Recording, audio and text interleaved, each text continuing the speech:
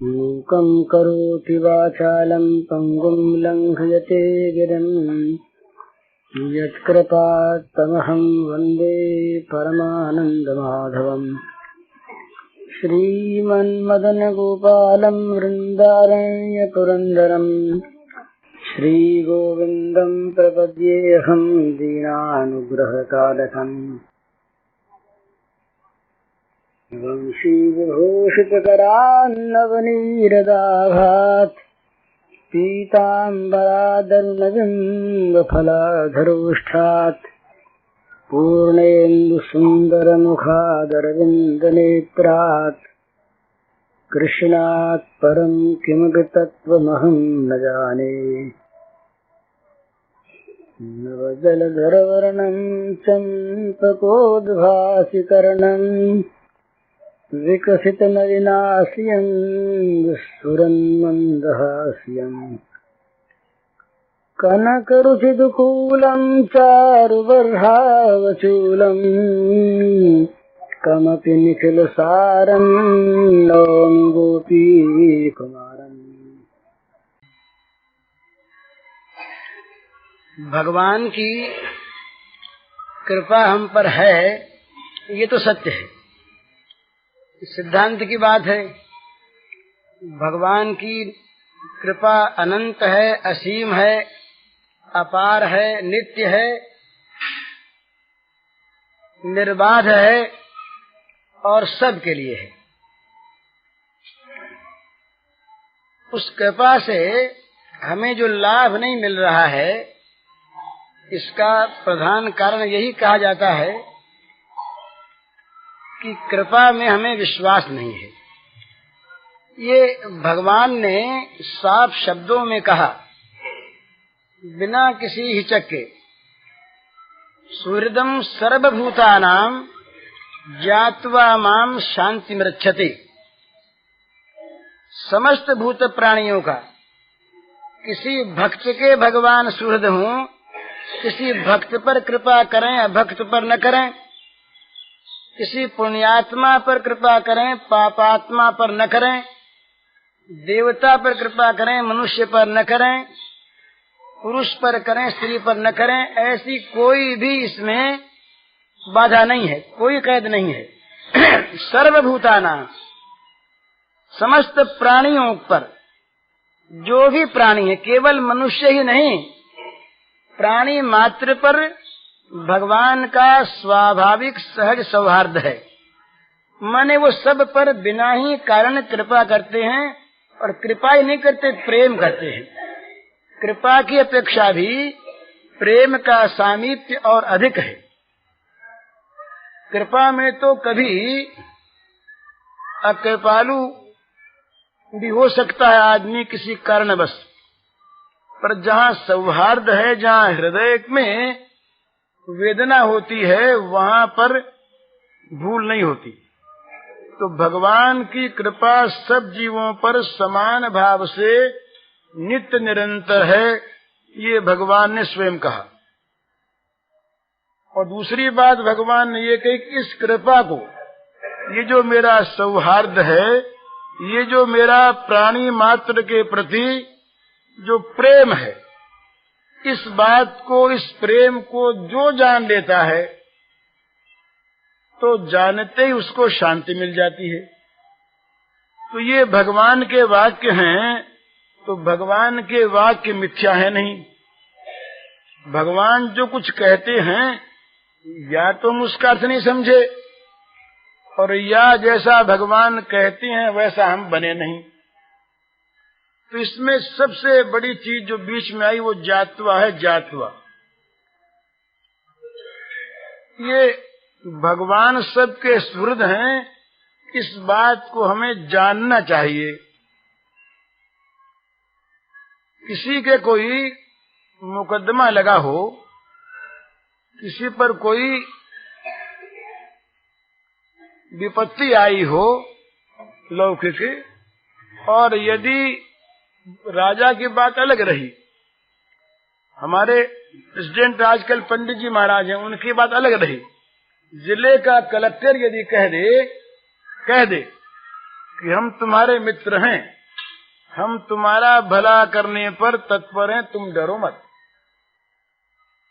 तो जितना भी वो विपत्ति का भय होगा वो कलेक्टर की इस वाणी से, उसके आश्वासन से मिट जाएगा और हमें शांति मिल जाएगी, स्वाभाविक।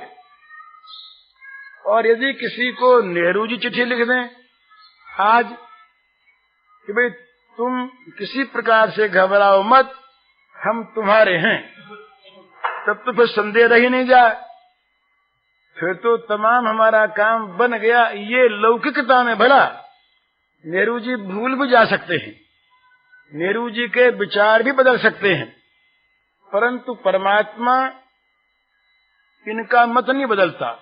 ये भगवान ने कहा कि मेरा जो मत है वो नित्य मत है।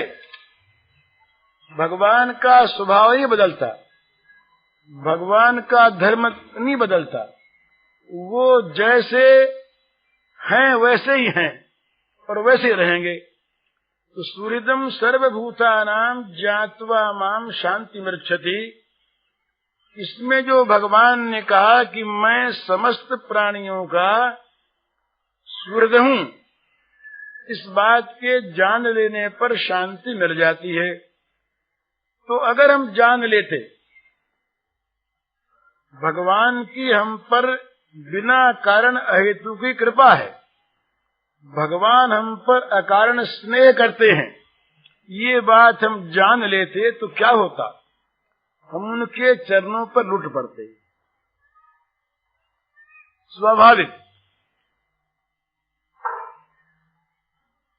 भगवान ने ये कहा श्रीमद् भगवद गीता में, जो मुझे पुरुषोत्तम जान लेता है वो सब प्रकार से मुझे ही भजता है। सर्वविद भजति माम सर्वभावेन भारत। तो हम उन्हें पुरुषोत्तम जान लेते, हम उन्हें कृपालु दयालु कृपा सागर जान लेते और समझते कि वो हम पर उनकी बड़ी कृपा है। तो हमें एक बात बहुत ध्यान में रखने की है,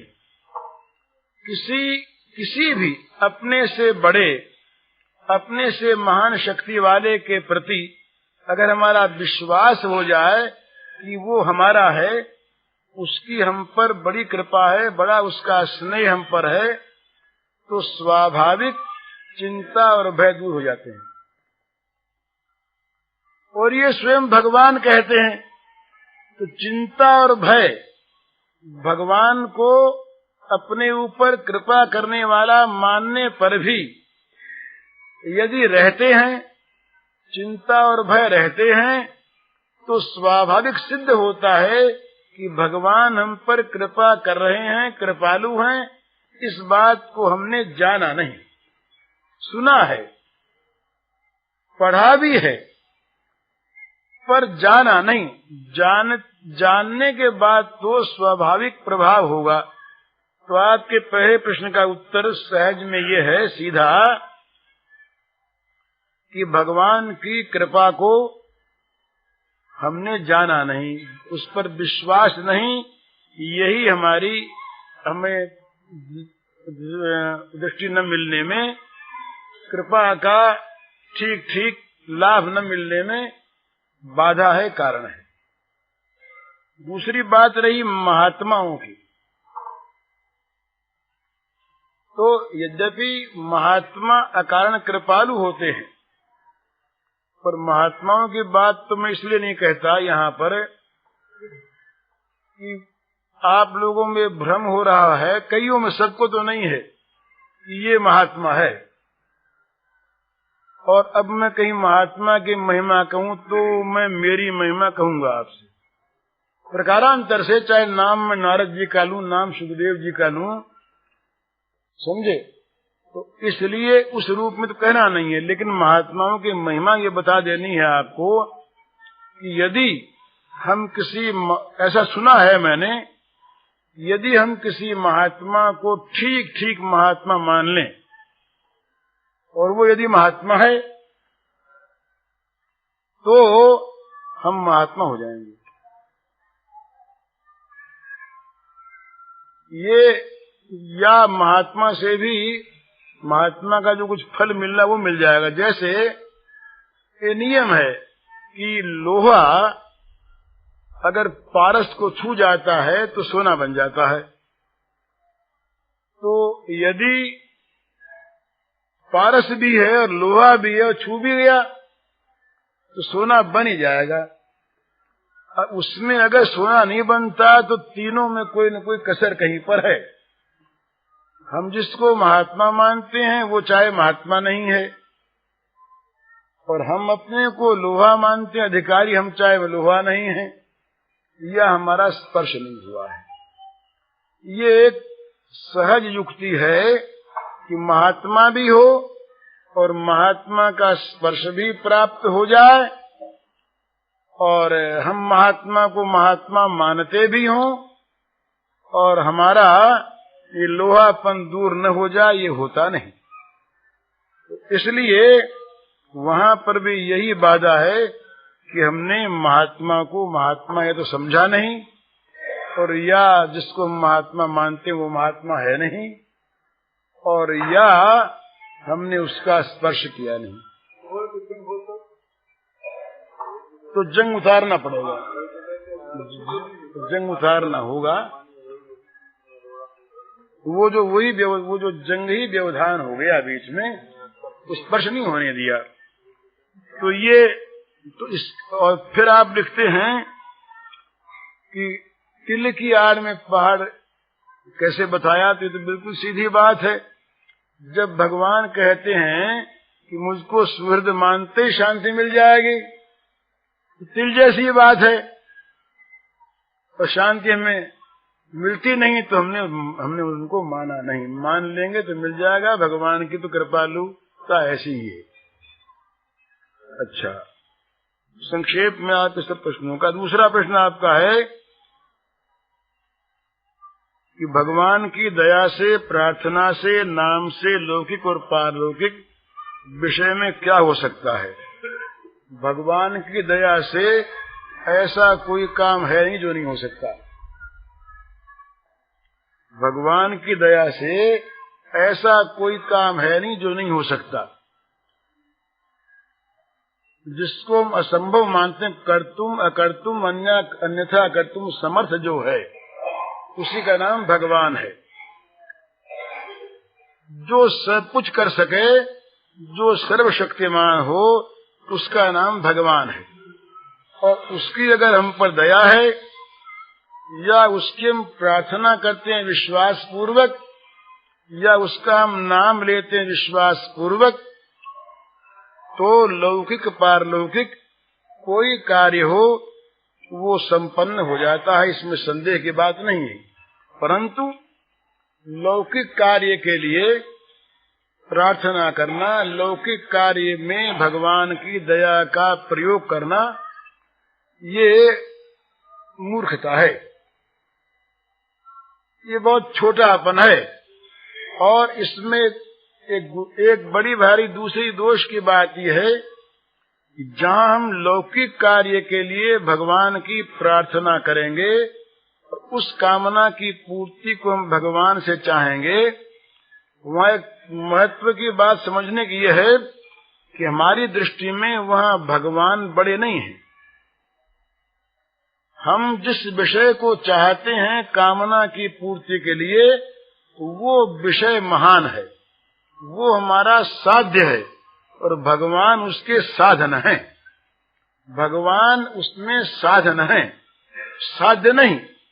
यदि मान लीजिए किसी कारण से भगवान ने हमारी मन की इच्छा, मनोरथ को नहीं पूर्ण किया कुछ समय तक, और किसी ने कहा आकर के कि भाई भगवान की प्रार्थना में रखा क्या है, ये सब तो बिल्कुल व्यर्थ की बात है, फालतू बात है, तुम तो बटुक भैरव की उपासना करो और उसमें अमुक अमुक बलि लगती है वो दो तो काम हो जाएगा। तो हमें तो चूंकि आवश्यकता उस वस्तु की है ना, इनकी तो है नहीं, इन्होंने काम नहीं किया तो दूसरा सही, तो बटुक भैरव की उपासना में लगे। इससे भी नहीं सिद्धि हुई तो तीसरा ये कहेगा कि देखो भाई सीधी सीधी बात है ना। ये हमारे पास कुछ दिनों पहले एक कलकत्ते से सज्जन आए थे, उन्होंने कहा कि कलकत्ते में आजकल एक रोजगार अच्छा है। तुमने कहा क्या रोजगार है? कहा कि ये जहाज जहाँ खड़े होते हैं उन जहाजों की जेठियों पर माल पड़ा रहता है। जाने वाला फिर आया हुआ भी।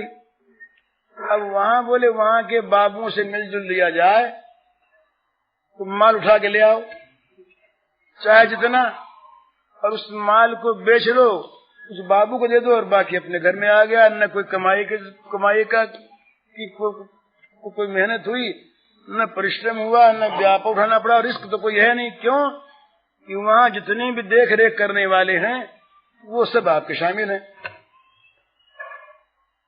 तो अगर कोई शुद्ध धन की इच्छा से भगवान को भजेगा और भगवान धन नहीं देता, नहीं दिया भगवान ने, तो उसे तो धन चाहिए ना। तो ये युक्ति हाथ लगी तो कहेगा यही सही। वो हमसे पूछे नहीं आए थे कि इसमें आपकी क्या राय है। हमें जो उन्हें कह देते तो वो करने को तैयार ही थे। उन्हें तो धन चाहिए था ना। तो प्रत्येक सकाम उपासना में, प्रत्येक सकाम भक्ति में प्रधानता होती है काम्य वस्तु की। ये समझ लेने की बात है। प्रत्येक सकाम वस्तु, इसीलिए ये तो हमारे पास रोज ऐसी घटनाएं होती हैं। तो सब सहस्रनाम के तो पाठ करवा लिए, कुछ हुआ नहीं तो अब मन आता है कि सचंडी करवा लें। तो चंडी में, देवी में और भगवान श्री कृष्ण में अंतर नहीं मानते हम उस दृष्टि से। लेकिन अगर अंतर नहीं है, दोनों एक ही हैं, तो विष्णु को छोड़कर देवी को भजने की आवश्यकता क्या है? और अगर विष्णु में ताकत नहीं है तो देवी में ताकत कहां से आ जाएगी? दोनों एक ही तो हैं। परंतु जहाँ काम्य, हमारे मन में किसी वस्तु को प्राप्त करने की कामना है, वहाँ स्वाभाविक ये मन में संदेह रहता है, कमजोरी रहती है। भाई विष्णु से काम नहीं हुआ, देवी से ही, देवी से नहीं हुआ तो गणेश से ही, गणेश से नहीं हुआ तो शंकर जी से ही, और इनसे नहीं हुआ तो कोई बाबूजी की खुशामद से ही, उससे नहीं हुआ तो चोर बाजारी से ही। अपने तो वस्तु मिलनी है ना, और उससे न हुआ तो खुली चोरी से ही। इस प्रकार से पतन का डर लगा रहता है जहाँ भगवान के सिवा दूसरी वस्तु की कामना होती है। परंतु भगवान के लिए ऐसी बात नहीं। इसीलिए इस निष्काम भाव को ऊंचा रखने के लिए ज्ञानेश्वर जी ने तो अपनी भावना से इस श्लोक का अर्थ ही और कर दिया। आर्तो जिज्ञासु अर्थार्थी ज्ञानी च भरतर्षभ। उन्होंने कहा, उसके बाद एक महात्मा ने महाराष्ट्र का और भी लिखा। उन्होंने कहा कि भाई देखो, ये हम लोग इस प्रकार से अर्थ करते हैं कि आर्त, जिज्ञासु, अर्थार्थी और ज्ञानी, ये जो एक क्रम है इसको नहीं मानते हम। क्योंकि हम जिज्ञासु को अगर बीच में ले लेते हैं तो अर्थार्थी आगे बढ़ जाता है। तो हमें तो लेना यूं है कि सबसे नीचा कौन? अर्थार्थी। उससे ऊंचा कौन? जो विपत्ति में पड़ के विपत्ति से बचने के लिए भगवान को भजे, किसी अर्थ के लिए नहीं। उससे ऊंचा वो जो भगवान को जानने के लिए भगवान को भजे, और सबसे ऊंचा वो भगवान को जान गया। इस प्रकार प्राय अर्थ किया है।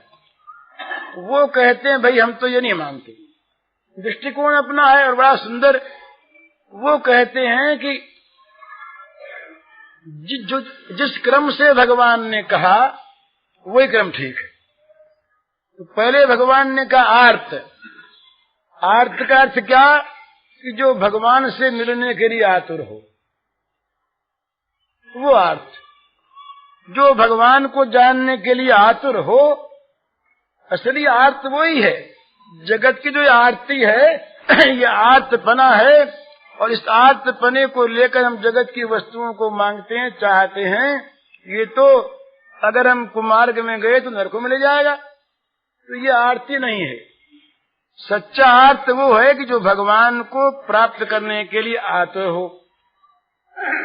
आतुर हो तो उसके मन में आता है कि भगवान कैसे मिले, कहाँ मिले, जाने। तो ये भगवान को जानने की जो मन में तीव्र पिपासा है, इसका नाम है जिज्ञासा। जिसमें ये जिज्ञासा है वो जिज्ञासु है। नवीन अर्थ है ये। जिसमें ये जिज्ञासा है वो जिज्ञासु है। आर्त है भगवान को प्राप्त करने के लिए, आतुर है। अब नहीं मिले तो पूछता है भाई कैसे मिले, कहाँ मिलेंगे। और ये आरती होती है। जब आर्त मनुष्य होता है किसी वस्तु के लिए तो कहाँ मिले खोज करता है। सब करते हैं।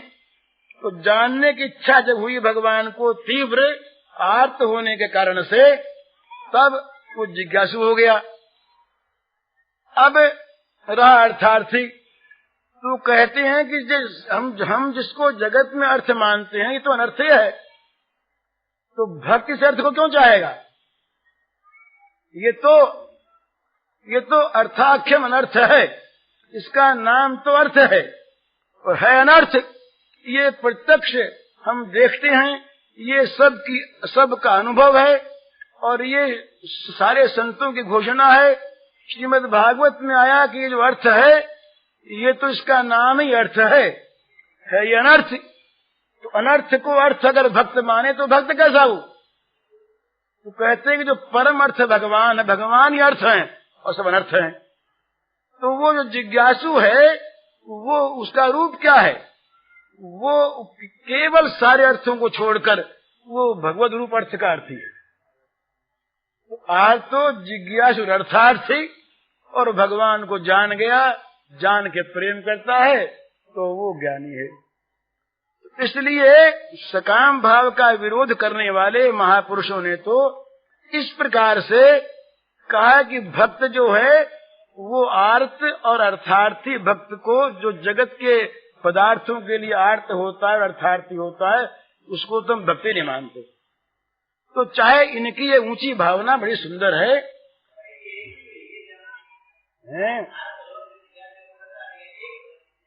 दूसरे भी हो सकते हैं, हाँ, कि 4 प्रकार है ना, 4 प्रकार है। कोई भगवान को परम अर्थ मान के भजता है, कोई भगवान की प्राप्ति के लिए आतुर है इसलिए भजता है, कोई भगवान को जानना चाहता है इसलिए भजता है, कोई जानने से भजता है। प्रकार सब में लग सकता है, प्रकार में कोई आपत्ति नहीं। हाँ, तो चारों एक में भी हो सकती है, भक्ति चारों में हो सकती है।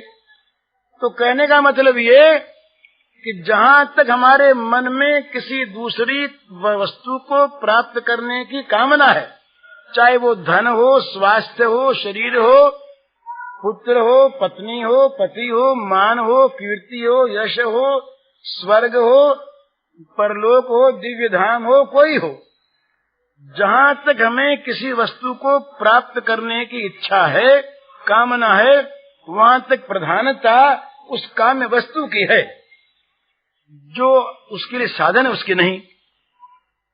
तो इसलिए इसमें डर है।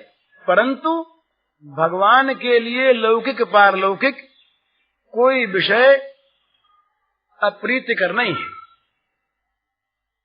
भगवान के लिए कोई विषय बड़ा छोटा नहीं है। वो तो भक्त के हृदय के विश्वास को देखते हैं।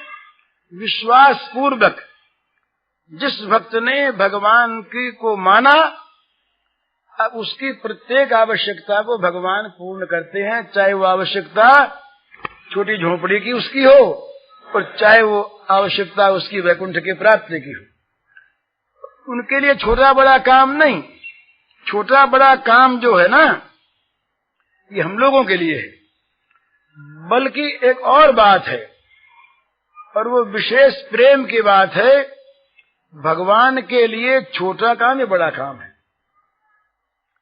सारे विश्व को, अनंत ब्रह्मांडों को अपने संकल्प में धारण करने वाले भगवान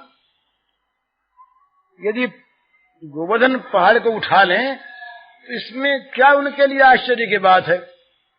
जिनके संकल्प में अनंत ब्रह्मांड विधृत हैं, वे भगवान यदि किसी पहाड़ को उठा ले अंगुली पर तो बड़ी बात हम लोगों के लिए तो बहुत है, उनके लिए क्या है?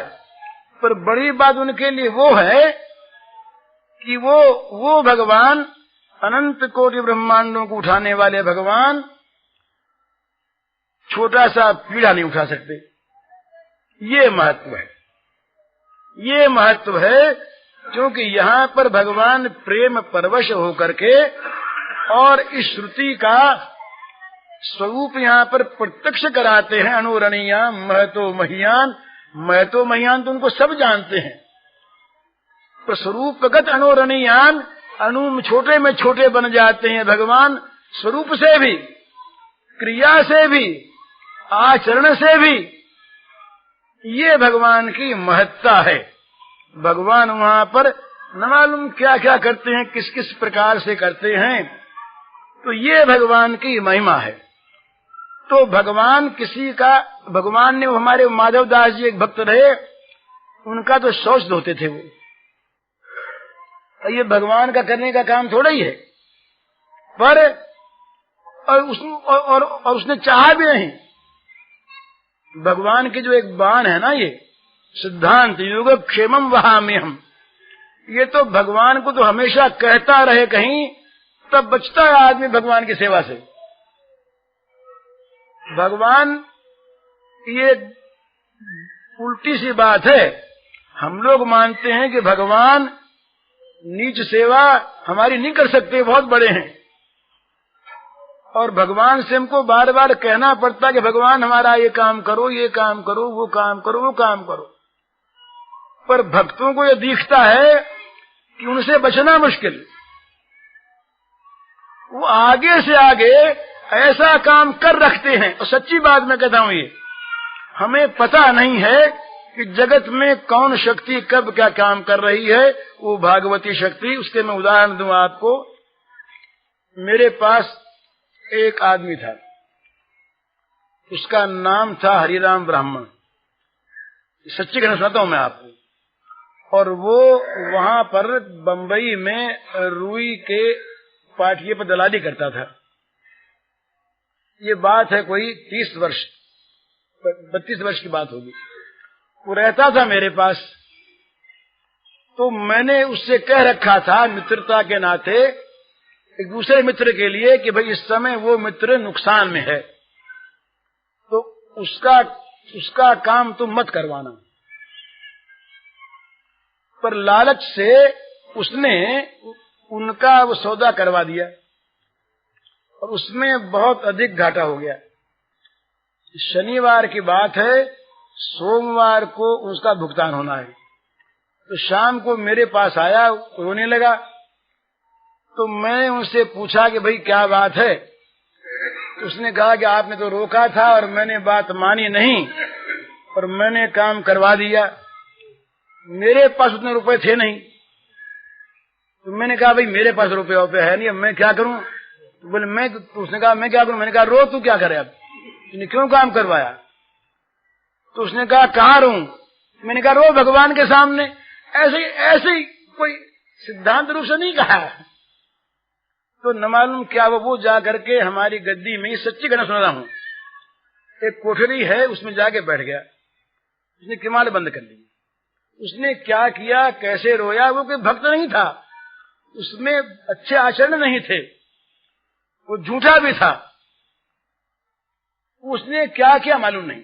मैं बाहर बैठा, इतने में मेरे पास एक सज्जन का टेलीफोन आता है, वो भी हैं। उनका फोन आता है कि भाई जी घूमने को जाएंगे क्या?